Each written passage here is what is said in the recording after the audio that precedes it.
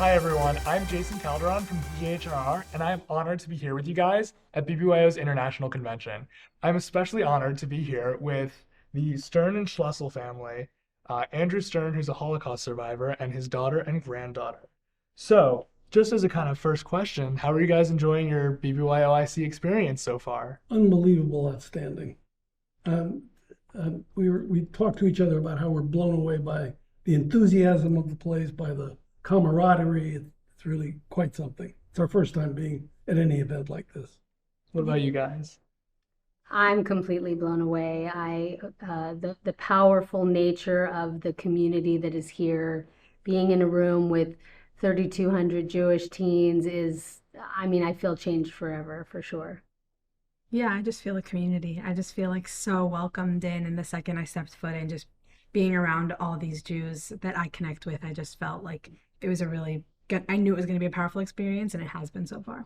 So, Andrew, this is a question for you. So, how does it feel for you to just be able to share your story with our group of team leaders?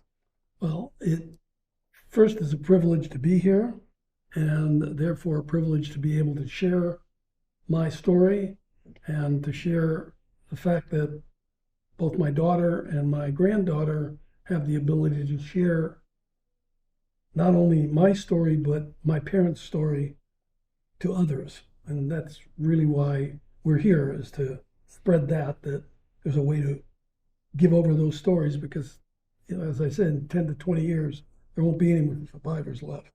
So, kind of bouncing off of that, Molly, what do you think is the power of keeping Survivor's story alive from generation to generation? Which this is, an insane, great example of that. Yeah, well, we're very honored to be representing the startup nonprofit organization, If You Heard What I Heard, which aspires to record third and fourth generation family members of survivors of the Holocaust. And it's an immense honor to be able to share our family story and to get it recorded. And we hope to inspire other people who come from survivors to get their stories recorded so that there's a library of these stories so that, the premise is if you heard what I heard, you would never forget. So, Vivienne, can you share a little more about what the If You Heard What I Heard organization means to you?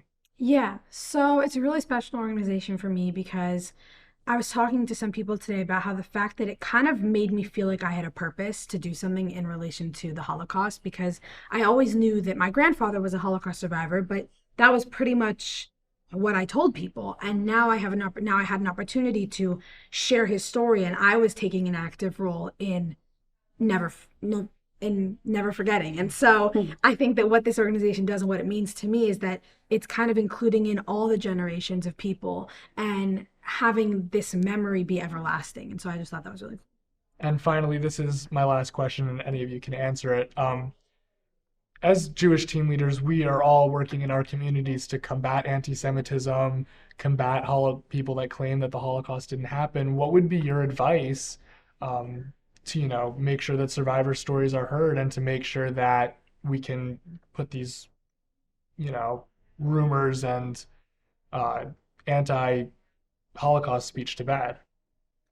Stand up and say who you are, number one, be proud of who you are, and don't allow, as my daughter says, racist type jokes to go around unchallenged, because sooner or later that's going to lead to anti-Semitism.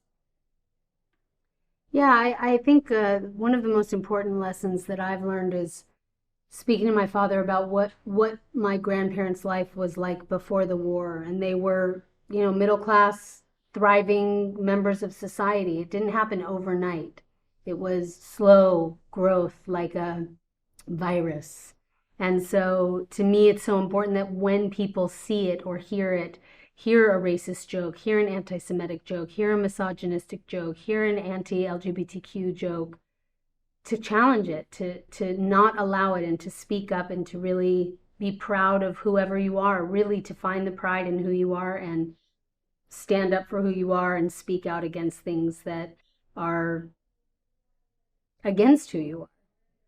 Yeah, I would just say be proud. And being here, I'm with 3,200 other proud teenagers, and it has empowered me to want to go back to LA and just show my Jewish pride. So I think that that's how we become unstoppable, is when us as Jews have the pride in ourselves and have the pride in who we are, that we're a strong nation and that will never be forgotten or lost.